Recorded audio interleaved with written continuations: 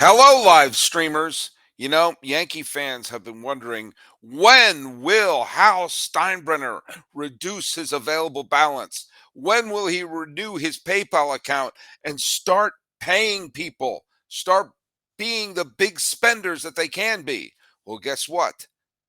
They're spending.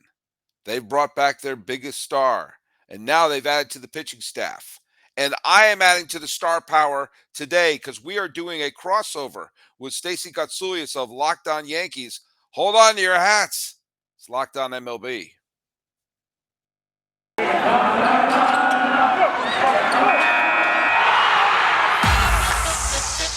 You are Locked On MLB. Your daily MLB podcast. Part of the Locked On Podcast Network. Your team every day. Hello, baseball fans. Welcome to Locked On MLB, part of the Locked On Podcast Network, where it's your team every day. This is the daily podcast. We talk about all of Major League Baseball all throughout the offseason. I am your host, Paul Francis Sullivan. You don't believe me? There's my lower third. You can call me Sully. I am an Emmy-nominated television producer who has been podcasting for the last decade, and for the last 4 full seasons, I've been here at the Locked On Podcast Network. You can follow us at Locked On MLB Pods on Twitter and on Instagram. And I'm your pal Sully. I'm at Sully Baseball on Twitter, Sully Baseball Podcast on Instagram. I haven't figured out this Mastodon stuff yet. And hey, be sure to tell your smart device to play podcast Locked On MLB. Or check out some of the other great shows on the Locked On Podcast Network, including, let's pick out one at random, Locked On Yankees with Stacey Gotsulias, who by a complete coincidence happens to be here in the waiting room. Boom. Oh, let me get rid of my lower third because it looks like it's Sully and Sully here in the law firm of Sully and Sully. Hey, it's Stacey Gotsulias. I'm choking.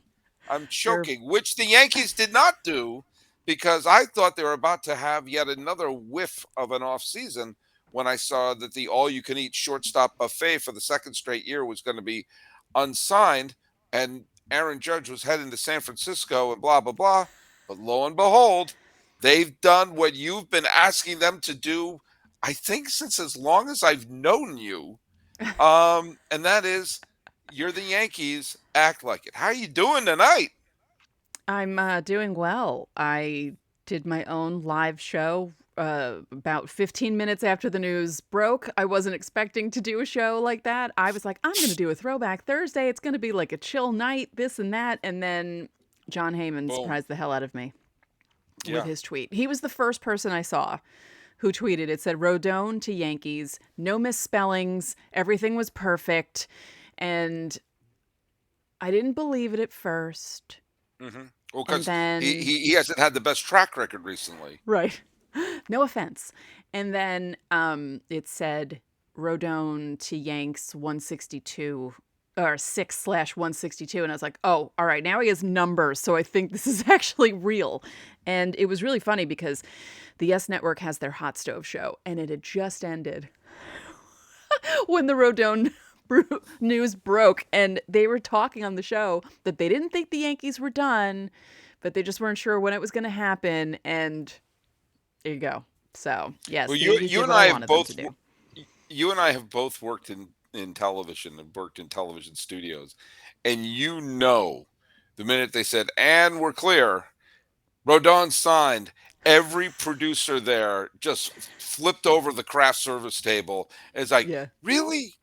You couldn't have done this 10 minutes prior, or something like that. Usually, that happens to me during the season, because there are some days where, like, say I'm a little late getting the show up and I'm recording around like 2:30, 3 o'clock, and then all of a sudden some news will come out about a player doing something or someone's injured or this. And I'm like, you couldn't have said this, 15 minutes ago. Like, sometimes it happens while I'm editing my show, which is even worse because it's like, well, I don't want to record over again. So it's just, I couldn't even imagine what that was like for the Yes Network. So I'm just getting a little flashback. We're going to talk about the Yankees signing in a second, but I got a little flashback because you and I are of an age where we remember when waiting for Sports Center was how we found out if our team won. and that Yeah. you watch the highlights until you have that one slow motion highlight, which is always the last highlight is in slow motion. And when Yeah. I remember the Red Sox are losing. I said, please don't be slow motion. Please don't be slow motion. Show me the home run that Movan hit. Please. Slow motion. Darn it. Well, And then we'd remember see what a the big deal score. it was when the ticker first started and you're like, "Oh, now I can see the scores. This is so cool." Yeah. Well, the other thing that in New York would happen though, for this is how you'd get breaking news. It was on WFAN. They had was it the 20 every 20 minutes? What was that called? Yep. Yep, the That 20 it, yeah. it was like Sweeney Murdy or what's it that Minko John Minko would Minko. do it. Yeah. Yeah, it would for instance now the 20 what was it called? The Was it the sports 2020 on or the 20? 20. Do they call it 20 and 20? I don't know what it was. Why would it be 20? The oh God. Oh, what was it? I mean, And I used kicking to myself. and I I only listened to it all the time with my dad. Oh He'd yeah, force I me to listened to listen it to it. religiously, and they said that Yeah. the 2020 with Minko. Yeah, it was the 2020 with Minko, and Yeah, every because it 20 was minutes every they 20 would do an minutes. update. Mhm. And what I remembered was a lot of times, like, that's where I would hear a trade for the first time. And we got Right. breaking news. It turns out that the Yankees acquired Roger Clemens for David Wells. That's the Wells for Clemens trade I first heard on the 20 through 20 break. And but that's also during the regular season. You would get updates from like, well, and the Blue Jays are defeating the Orioles. What's the score? What inning is it? This is I mean, we're showing our age a little bit there, but that like Yeah. it's 6:19. Quick, turn on WFAN. I gotta find out get some updates here. But yeah, now we get it instantly. Only getting your box scores in newspapers and not being able to go to a place like Baseball Reference to look things up and And it was the worst when the New York Times or something didn't have the late score, and yes. you're trying to figure out in the pennant race, like if this team gained a game, it says late. Oh, for God's sakes!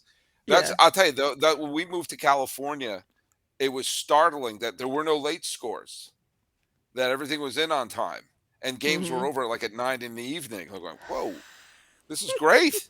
This is Yeah. fantastic. Okay, we're like, back in my day, Stacey and I will eventually be in the same retirement home at the Locked On Retirement Home in Boca, and we'll be talking. Remember when John Minko was on Making the Mad Dog? But all right, back to the Yankees signing. I Yeah. just want to focus on Rodon for a little bit now, and then let's get to the reawakening of House Steinbrenner. Um, I this is the move the Yankees had to make. This is Yes. one of those. I don't think Rodon is necessarily a Cy Young contender, but he was the best available pitcher to get who would not cost them young players in their system. Yep. This was the best.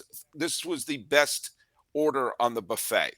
And I think that there may be another pitcher who's currently a free agent who's going to wind up, doing like what Robbie Ray did a few years ago. But we don't know that. And the most likely one, Rodon he's had some injury issues. He had some issue, but for the last few years, he's been the most consistent pitcher who is currently available as a free agent. And the Yankees said, one, please. And Yeah. you put him in a rotation. Cole may not be, Cole is a good pitcher. People get on Cole. Cole's a good pitcher. Nestor Cortez is a good pitcher. When he's healthy, which by the way should be his legal name, Luis Severino was a good pitcher.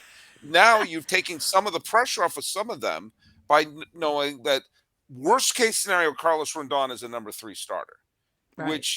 which pitching depth wise suits this team really well. Yes. They won 99 games last year.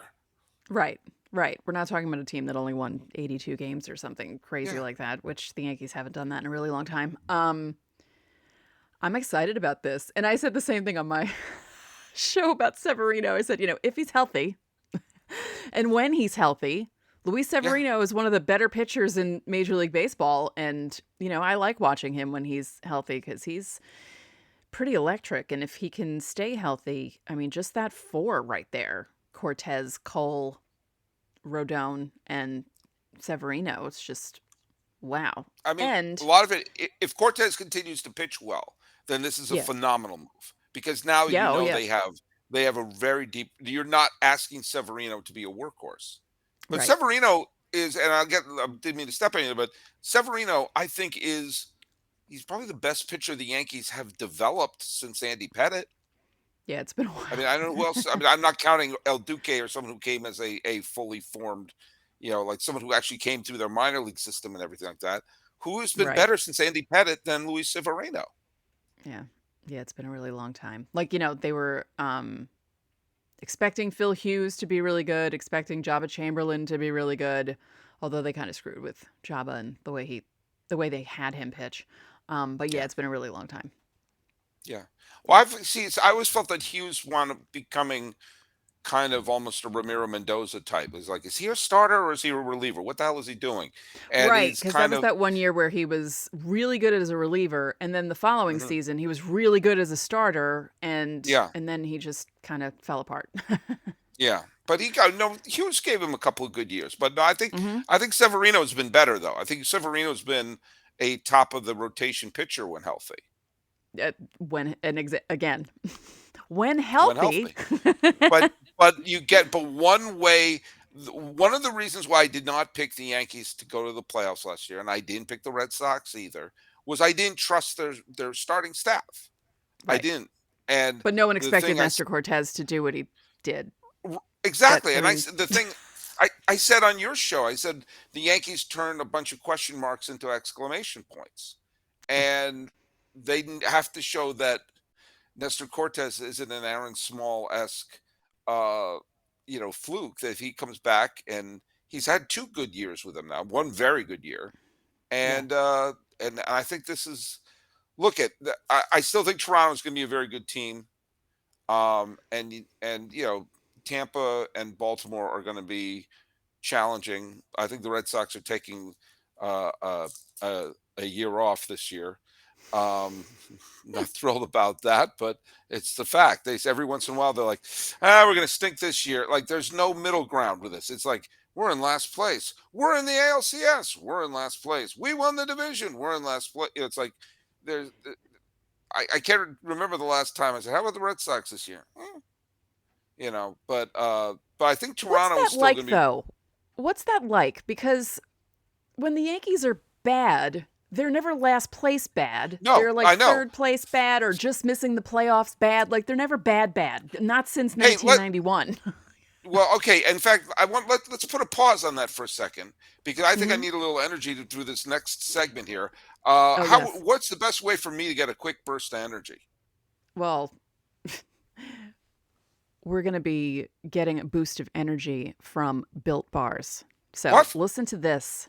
Okay, I'm ready. I'm so excited about this. Okay. They have new reimagined flavors. Cookie dough topper, coconut brownie bar, and a coconut What? brownie topper. Yeah. Oh, Yeah. back up. Coconut brownie bar. Yeah. Oh, okay. Uh-huh. Keep reading the copy. Yep. This is all new Okay. to me. They have white chocolate peppermint granola, which is Built's take on the granola bar. So it's more filling, but still insanely tasty. And I like candy cane intastely brownie better. puff. I think They I have a think candy intastely is cane. cool. Listen to me, Sully. Candy Okay. cane brownie puff. That's like Uh a huh. delicious Mad Lib right there. That's Right. fabulous. Yes. Puffs are really good, people. You have to go get them. First off, for anyone who hasn't tried Built Bars before, they're literally the best tasting protein bars ever built. And when we say that, we're not just reading copy. We mean this. We eat them. We actually like them. We have conversations in our host DM on Twitter about how good Built Bars are. They're revolutionizing nutrition as we know it with 100% real chocolate, 17 grams of protein, and shockingly low sugar and calories. Bars are only 130 calories. So sink your teeth in with that first bite and it'll change your life forever. Yeah, it really will. And the magical, wonderful time afterwards, after you try a Built Bar, your life will never be the same. So get 15% off your order right now by using code LOCKEDON15 at built.com. Again, that is LOCKEDON15 at built.com to try these amazing new flavors. After we stop recording this, am going to order the candy cane brownie puff because that sounds really good. By the way, I'm sorry I stepped on your reading there, but Stacy's speaking the truth. If you looked in the Locked On hosts, we all go to the Hall of Justice and we talk this through, and you won't believe how many times the Built Bars come up in conversation. It honestly does. Like, have you tried this one? Have you tried this one? It's like, yeah. And honest to goodness, and when I see that again, we get Built Bars. I don't want to brag, but we get Built Bars, and when you see that little box show up when you open them I up, get it's so like, excited. here we go, Yeah, here we go. yeah. It's Um, like Christmas. What are I, we gonna get? okay, where was Stacey Gotsulias, the person who dragged me into the lockdown podcasting world a few years ago, and we were doing a crossover here. You brought up something I kind of wanted to bring. I wasn't sure if it was going to come up, and you brought it up. So I said, okay, here we go. You asked me about the sort of the roller coaster that there have been World Series appearances and ALCS appearances mixed in with last place. And Michael K on Twitter was responding to some Red Sox fan on Twitter. I'm not going to badmouth Michael K. I actually like his show, and I don't think he's a bad announcer at all. And it was weird listening to him call the Cardinals Phillies playoff game and give a Yeah, it see really ya was. to, like, I think it was may have been Yadier Molina, see ya, like. What, that's not, but okay, but fine. I enjoy Michael K, and I used to call his show when I lived in New York. Um, but he said something. It was like a Red Sox fan was reminding, like, where are your titles since 2009, blah blah. This sort of trash talking, which I don't engage in unless it's you and I having a private conversation. Right. Um, uh, and then he said, "Yeah, but we Yankee fans don't have to have those last place finishes." And I Mm, thought, to myself, that's not really a dig. That's right. not really a dig to me, Mm-hmm. because I would rather have a few last place finishes and a few World Series titles than Yeah. have be consistently in the playoffs but not even playing in the World Series. To me, though, the single worst year I've ever had as a Red Sox fan, and it's not even close. I mean, second place is far away. Is 2012. I was gonna say 2012 was coming right off of the collapse, the beer and chicken. chicken. At least that year was an entertaining year that had a Right. spectacular deer hunter esque flame out at the end. But I almost got a spit take from Stacey Gotsulias. That would have been the most proud moment of my life. But then 2012, which was coming off the heels of that terrible finish, was the Yeah. Bobby Valentine year. The team was completely unlikable. They did everything wrong. They were not competitive. They didn't look like they cared. They bungled the death of Johnny Pesky, and it just was. I remember there was one night the Yankees were playing the Red Sox, and Oakland was playing either Anaheim or Texas, and I was watching the Oakland game Yeah. because I thought, why would I watch this other team? And the only good thing that came about that year was the dumping the players to Los Angeles, Adrian Oh, Gonzalez right. and Josh Beckett, that they were able to say that. I knew when that happened, it was them basically saying, we acknowledge this year stinks. But there was no joy in that year. Yeah. None. I was at And Beckett's last start against the Yankees when Ichiro hit 2 home runs off him. Which, by the way, yeah, Ichiro I hitting know. 2 home runs? Like what? It was a Sunday night game right before that trade happened. It was the Sunday before the trade happened in late August, and I think the highlight that year was that the game in April when they dressed up in their 1912 uniforms against, and the Yankees actually wore 1912 uniforms at Mm, Fenway, and that was like a really cool thing to yeah. see both teams do. Um, But I but think that then, was the but same. That was the same series where the Red Sox took a 9-0 lead, I just was gonna and say that. Then the next yeah, day, Saturday, when Phil Humber was throwing a no hitter for the White Sox perfect against, was it game, against a perfect Seattle or a game. perfect game? Yeah, Yeah. Yeah, the Yankees mounted a comeback that we could barely see because they went over to the perfect game and we're like, "Hello, we're missing the Yankees coming back." two things I remember about that day. I said it was amazing. On one day, you saw a perfect game, and the furthest thing from a perfect game on the Right. same day happening concurrently. And I Right. remember I tweeted out something like, the last time I saw a train wreck like this, Dr. Richard Kimball was running away from a one-armed man. It was Yeah. just for those of you who haven't seen The Fugitive opens with a gigantic train wreck, which was not as bad as the Red Sox that day. That there was no joy that year. The No. next year was 2013, a much better year to be a Red Sox fan. Hmm. And the year afterwards, the Red Sox finished in last place. So it was sandwiched between, that title was sandwiched between two Did they? last place finishes. Yeah. Yeah. Yeah. They had a bad 2014 is kind of blurry for me because that was 2014. the year my dad passed away.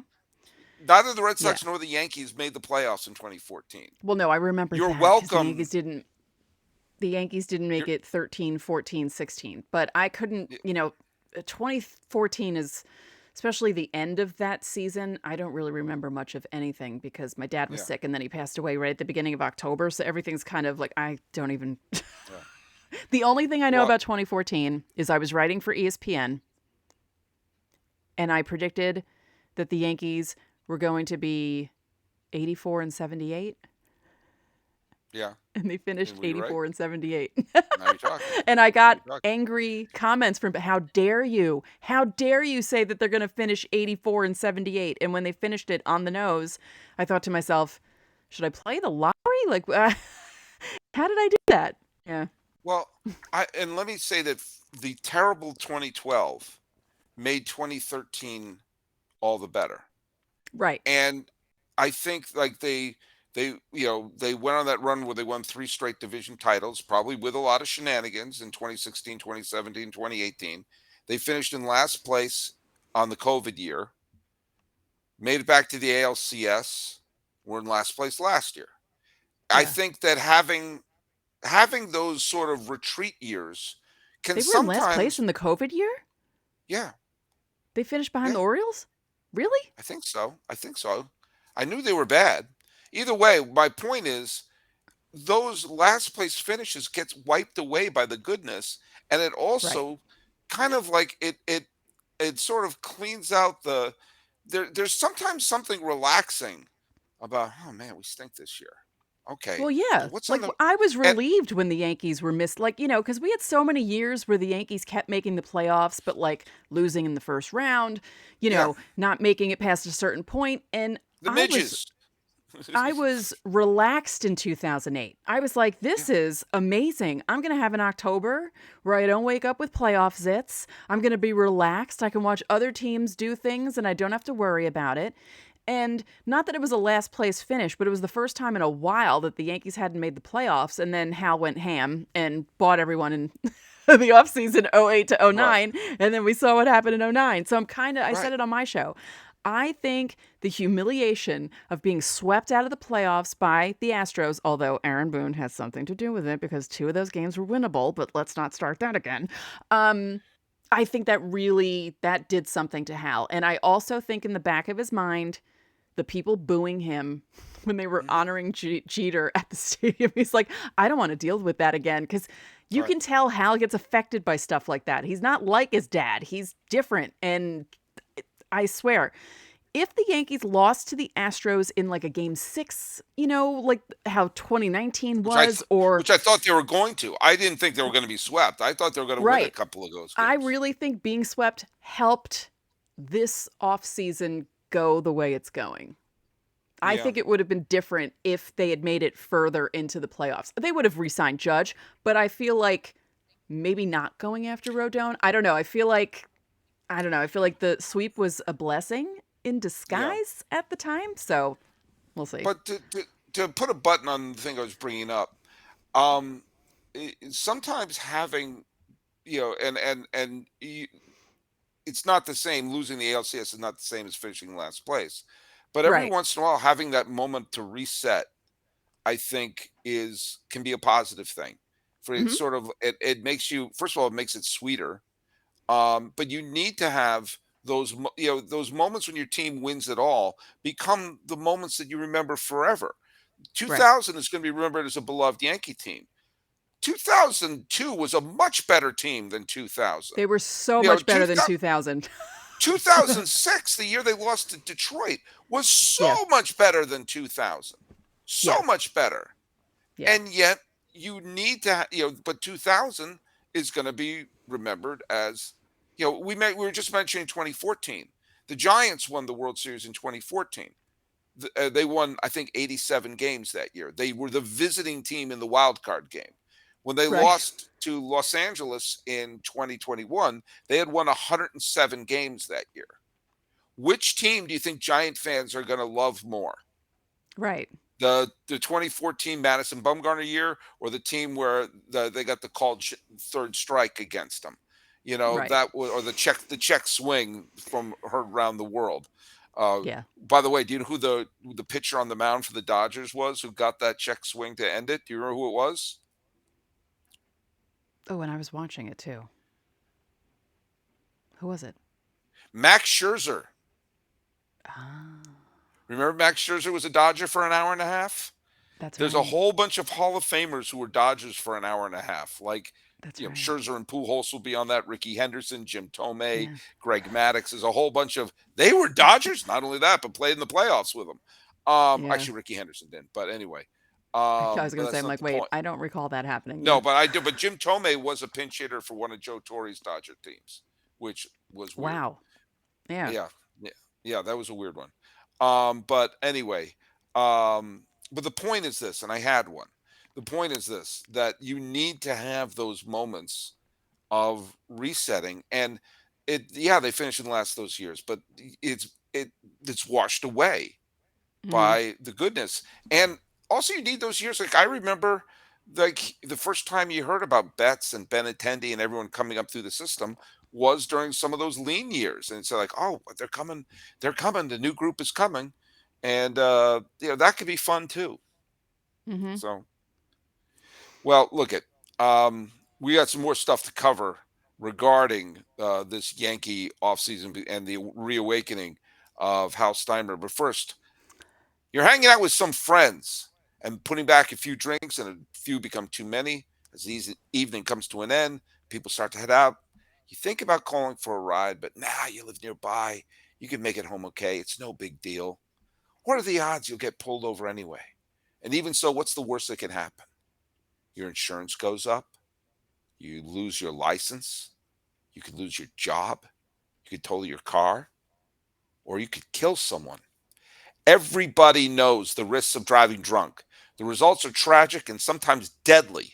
However, that doesn't stop everyone from getting behind the wheel while under the influence. That's why police officers are out there right now looking for impaired drivers on our roads. They're doing it to save lives. So if you think you're okay to drink, drive after a few drinks, think again. Play it safe, plan ahead, get a ride. It only takes one mistake to change your life or someone else's forever. Drive sober or get pulled over.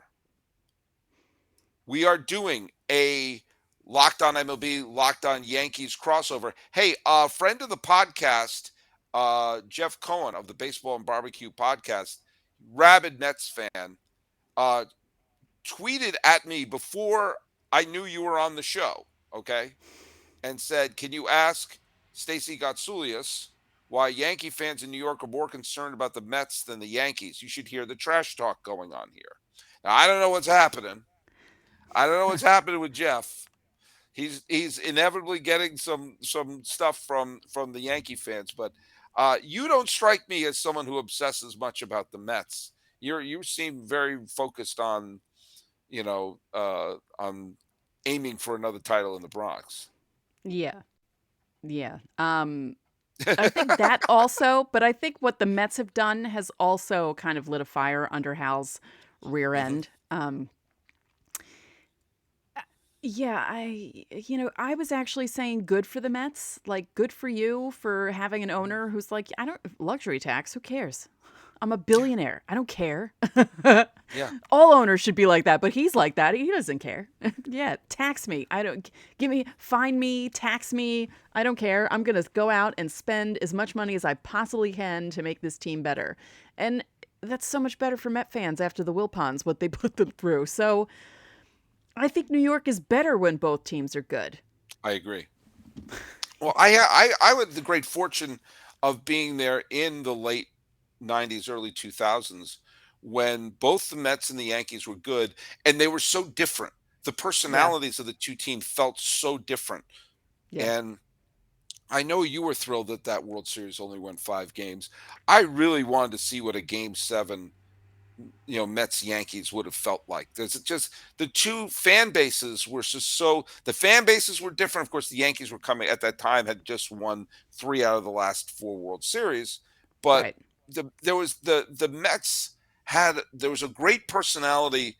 There was a looseness with that Mets team that was that seemed to be fun. But of course, the Yankees, you knew you were watching the best Yankee team since Casey Stengel was the manager, and the uniforms were different, the stadiums felt different, the fan bases felt different. It was magical. I'll say it. And I was coming as someone who was hoping that Pedro and Nomar would lead us to the promised land, but there was no way around the fact to say that it was so magical that those years when there was always a reason to go to a baseball game. Yeah.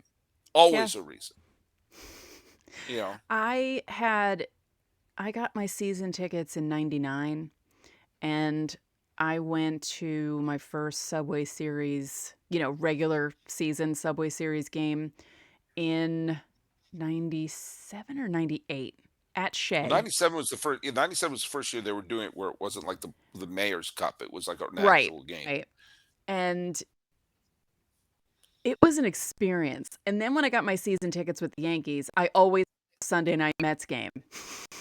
Like I always had it in the package. It was great. I mean, not that great when I wasn't living in the city, but even when I was living in the city, I still got home really late, even though I only lived 2 miles away from the stadium. Um, and those games were electric. And I say it all the Yeah. time. I kind of wish we could have a break from the Subway series because it just feels so overdone. But now, no, not with the way the two teams are constructed now. It's like, bring on the Subway series. I want it back up to 6 games again. I want like full weekend series. Like forget this 2 game crap that they do now. No, let's do No. full threes. Yeah. Yeah. By the way, Donovan Burrell is one of our frequent listeners and commenters, and he's posted this on the feed. Hey guys, I'm so excited about Carlos Rodon signing with the Yankees. Well, that makes 2 of you. Yeah. Notice I didn't say 2 of us. That I'm makes just 2 of you. excited that, like I said, Hal is getting stuff done and Cashman's getting stuff done and I don't have to yell at them. I Yeah. joked on my show last week that if Brian Cashman were able to trade Aaron Hicks for a living, breathing human, I wouldn't say anything bad about him for a full 365 days. But I feel like I can do that now with the Rodon signing. I Yeah. mean, the bonus would be if he could somehow move Hicks and maybe Donaldson, but that might be an impossibility. Yeah. But either one of those two, I might bump it up to 2 full years of not saying anything bad about Brian Cashman. All right. Well, by the way, Jace Pierce said something which I really don't agree with. I don't agree with it at all. But I think you might. He wrote, "Let's go Yankees." Yeah. So there you go. There you go. You and Jace can go have fun.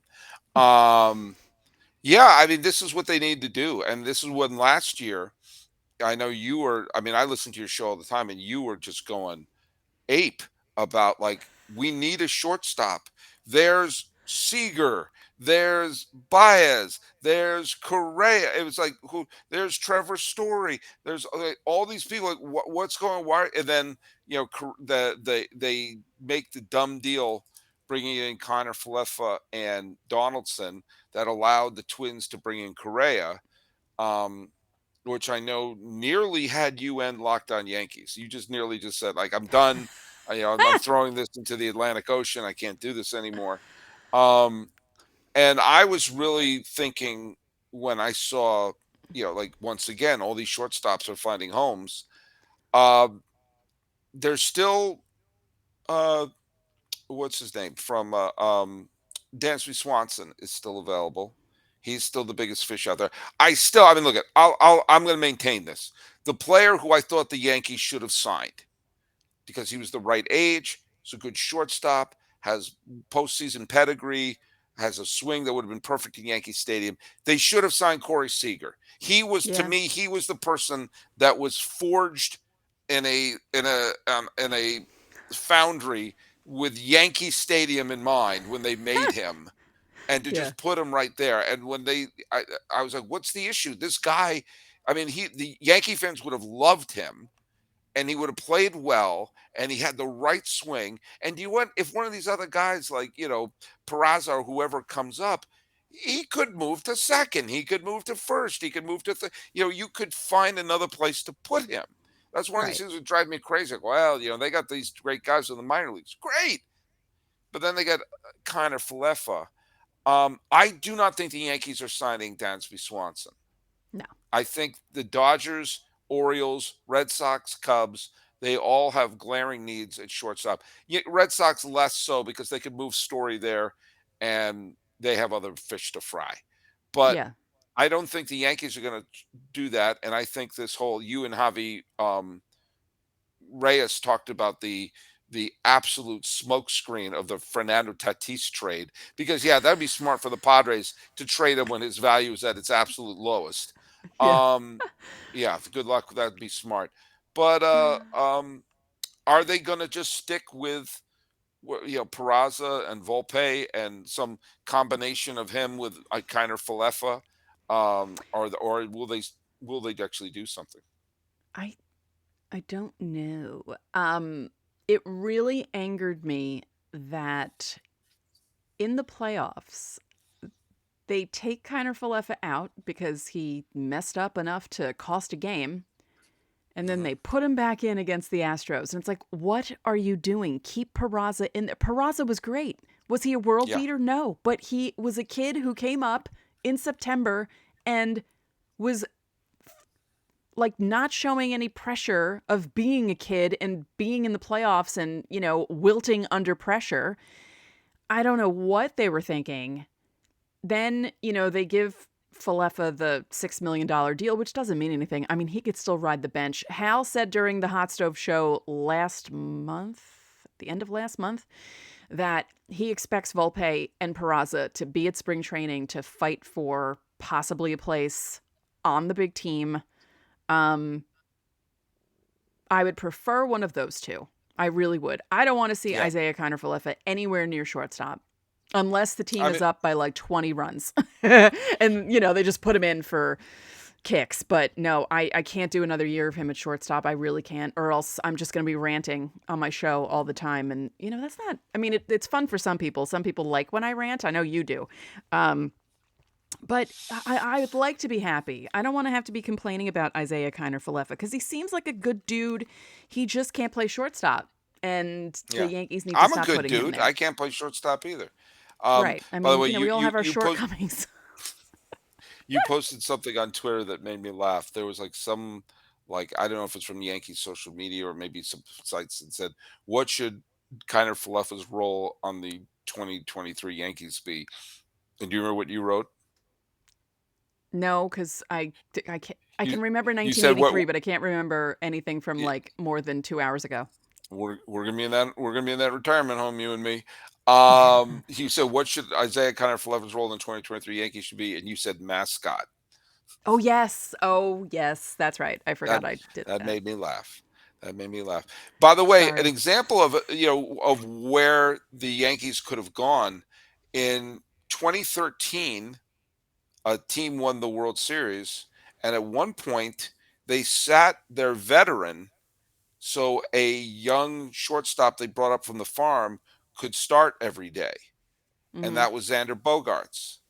Now they had Middlebrooks at third and Stephen Drew at short, and yet they found Bogart started virtually every game. He did some at short. They did move him over to third base, and Middlebrooks wound up tripping over Alan Craig or whatever happened in that one game of the World Series. But I was thinking about Bogarts during the playoffs last year when the Yankees had a young player who so clearly was a better option than Connor Falefa at that point. At that point, you don't play around with, oh, this person has this experience, we got to rest this player. No, this person's playing better. But Yeah. I think it also came to a much stronger philosophical point. And this is where, you know, if Boone is taking orders from Cashman, then Cashman has to give him better orders. If Boone's writing stuff on his own, then he has to do this better for the Yankees. He has to be consistent. And there's one Yes. thing we found out with the Phillies and what happened with them is Joe Girardi was like every day, sometimes changing the lineup mid-game. You know, that Right. you saw once they figured out you're batting second, you're batting third, you're the shortstop. This is your role on the team. I Hmm. think that will go a long way for the Yankees, who every day it was a different leadoff hitter, it was a different infielder, it was a different configuration. You're playing here, we're Until resting Judge you. was chasing the home run record, and then he was Well, pretty much yeah, but consistently. yeah, but yes, yes. To be fair, but like for most of the season, it was the story of Billy Martin picking the names out of a hat, and that was the way he made his lineup. It seemed like okay, Aaron Boone, where's the hat you're pulling some of these out of? Yeah, yeah. And the whole constantly defending IKF, saying he was a good shortstop. He wasn't. He was not. The But numbers didn't even say it either. one thing they did do better last year than they did the year before, and I think it added to the fact that they won a division title last year. They're like, which is like only their second in the last bunch of years, was Boone didn't punt the third game of a series all the time. I Throughout the mentioned last that. couple of years, Yep. if I they won mentioned the that on my first two show. games, yeah, I know you did, but like I started noticing that too. Like I remember there was Hmm. one game in 2021 when they beat the tar out of Seattle, and then the final game I think I started at third. I can't remember. Like it Yeah. was such a lousy lineup. It was like, the 14th caller WFAN was going to come out and pitch 2 innings. It Yeah, was he like, did that way too much in 2021. It was really frustrating. And I did notice that difference in yeah, 2022. And I was like, okay, yeah, this is go for the actually kill. noticeable. Like you're not actually punting the third game of a series because that was always my, oh God, they won the first two. Here we go. Here comes the C lineup. And when that wasn't happening, I couldn't believe it. All right. Well, hey, get over here, man. Get over here. So the show is winding down when my son is coming over to get the laundry that's here. Say hi to everyone at Locked On MLB Land. Right there. I think this might be your first. Is this your first appearance on the Locked On MLB podcast? All right, there you go. That's my son, Aiden Sullivan. Say hi to everyone. He's got a Super Mario Brothers shirt on. I don't think we Nice. violated copyright purposes. All right, well, yeah, bring your stuff up over there and leave my towels there. All right, we've got to the end of the podcast, and we're talking about how we're going to be sorting the laundry here at the luxurious Locked On MLB studios in Pasadena, California, overlooking the historic Rose Bowl. Stacey Gotsulias, you're probably really happy because the Yankees are the defending American League East champions, and they look like they're going to put up quite a defense in 2023. Yeah, they still have some things to do, but so far so good. 10 Yeah. days before Christmas, Yankee fans got a really good Christmas present with Carlos Rodon. Yep. And Judge, who, if they had lost Judge, there are all That these wasn't rumors he's going happening. to go to Stanford. Yeah, I never really. There was only one day I thought, could it happen? Could it Yeah. happen? But I never really thought it was because the Yankees couldn't afford to lose Judge. That would have been the Jenga piece that the whole team collapsed. Oh But yeah. also, Judge couldn't really lose the Yankees because Right. uh, he has no goodwill in the bank for any other team.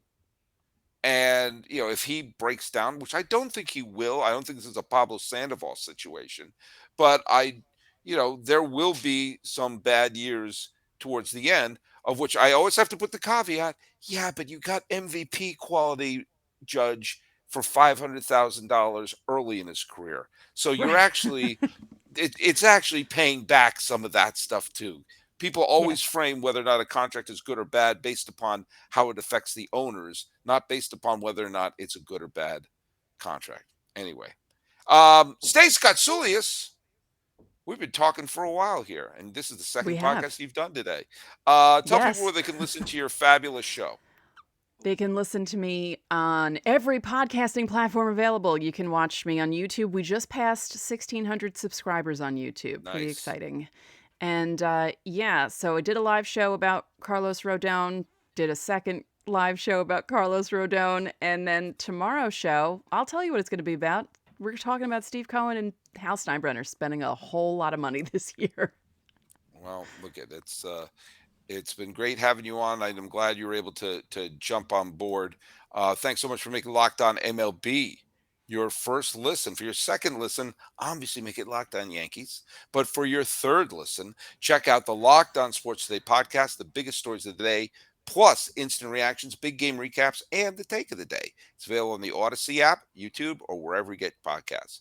Talking about the big spending Yankees, who I will quote a certain podcaster named Stacey who said, "You're the Yankees, act like it." We're here with Stacey of Locked On Yankees. I'm Paul Francis Sullivan of Locked On MLB. This has been a fun crossover. Feel free to call me Sully.